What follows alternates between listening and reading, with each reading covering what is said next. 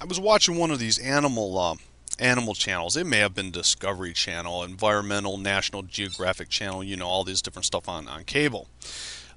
We have about a few hundred channels, but it was one of these environmental channels. I may have been National Geographic. I think it was Discovery or something, but you get the point. And they were going over, these brilliant white rabbit environmentalists were going over how they treat the uh, the the bears in Yellowstone, the grizzlies in Yellowstone, and it was absolutely brilliant. It was a brilliant approach. You don't feed them, you don't adopt them, you don't hang out with them, you don't go running around sticking your nose in their business.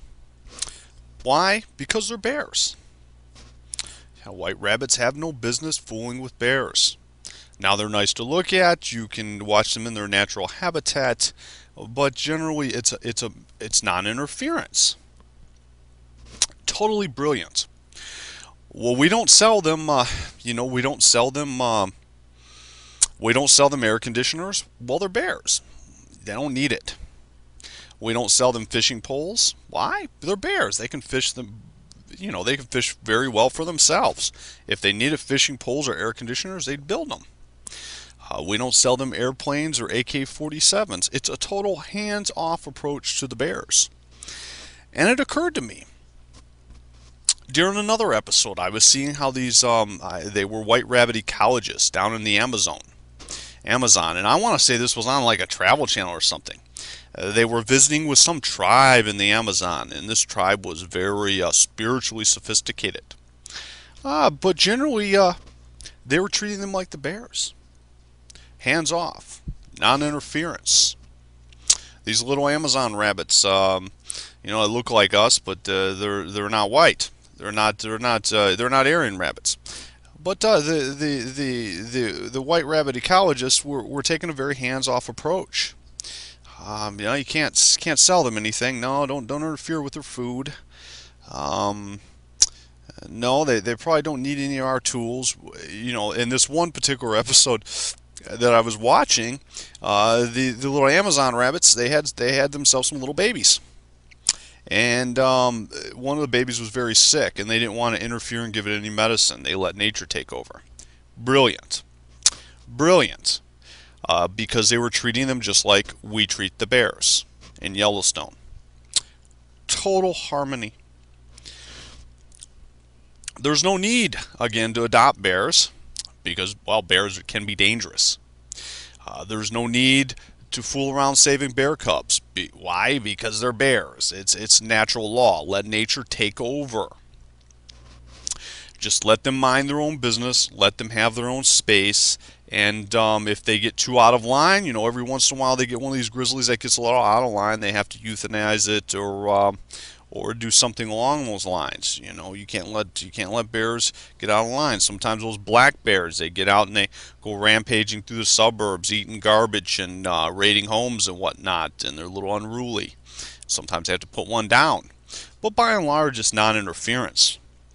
And it got me thinking how well we do that. And this white rabbit ecologist had transferred this type of treatment of the bears to the treatment of the little Amazonian rabbits.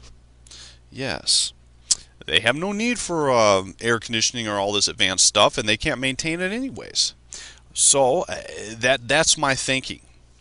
We need to treat everyone just like we treat the bears, and just like they're starting to treat some of these indigenous tribes. Yes, the indigenous white rabbits of Europe are just fine to be left alone. Now, of course, if only we can get the white rabbit environmentalists to see it that way and to treat us like the bears. To leave us alone. But and of course, you would never want to bring a bear home any more than you want to bring a little Amazonian rabbit home. That's not what they're designed to do. You never want to let one date your daughter. Bears don't date rabbits, especially not white rabbits. You never want to bring one into your rabbit hole. Why? Well, it's a bear. It's a bear. Any more than you'd want to bring one of those little Amazonian rabbits. You see, they were treating them identical. That's fine. That's a big step toward progress. Do they sell those little Amazonian rabbits in the AK-47s? Or of course not. They don't need them. If they needed them, they'd have already made them. But that is a total ecological view. And when I go into in a bit, we're going to come back, and I'm going to tie everything into the bears. And but that is how we should treat everything. The good news is that some of the groups behind the scenes see things Horus's way, which is a very organic white rabbit way. Non-interference. Don't interfere with us, we won't interfere with you. If you interfere with us, like the black bears rummaging through the suburbs, we will have to interfere because we have to have our rabbit holes clean and we have to have everything sustainable and all that kind of stuff like that. But that is a quick overview of something that's happening right in front of your face. What you see is what you get. How we treat the bears, and you will see this on the nature shows. Yeah, when they get down those little Amazon rabbits, they're starting to treat them like the bears. That's good. That's good. That's progress. We got to move that everywhere. That is our approach. Non-interference. They don't need space shuttles. They don't know what to do with them anyways. You know, those little indigenous red rabbits of North America, most people don't understand this, but they didn't have horses until the Spanish introduced them. The Spanish introduced horses and the Indian populations exploded and they started killing each other. Non-interference. Treat them like the bears. Very good. It's very good. And in turn, we expect to be treated like the bears too. Don't worry about us. We'll do everything under our own initiative. We don't need you. You just think we do. But white rabbits don't need bears, and we don't need any other rabbits. We're very special like that. Why? We got Godzilla. If you got Godzilla in your back pocket, you got the Green Goddess, you got all our technology, all our imagination. That's where it all begins.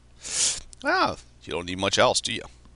But we'll create win-win situations. Yeah, we'll trade some, maybe some tomatoes, maybe some of our carrots for your tomatoes. Yes, but in general, that's my thinking, and I think ecologists are kind of migrating to that view toward an organic existence. And there are only two types: blood, which is the most organic substance known to man, and it's the only thing sustainable. And the other, of course, is the newly Singapore and Dubai type option. That's freedom of association.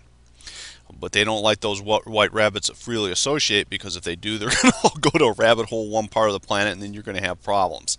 But that's another episode, isn't it? Well, I've already discussed that. But that's an overview of the bears.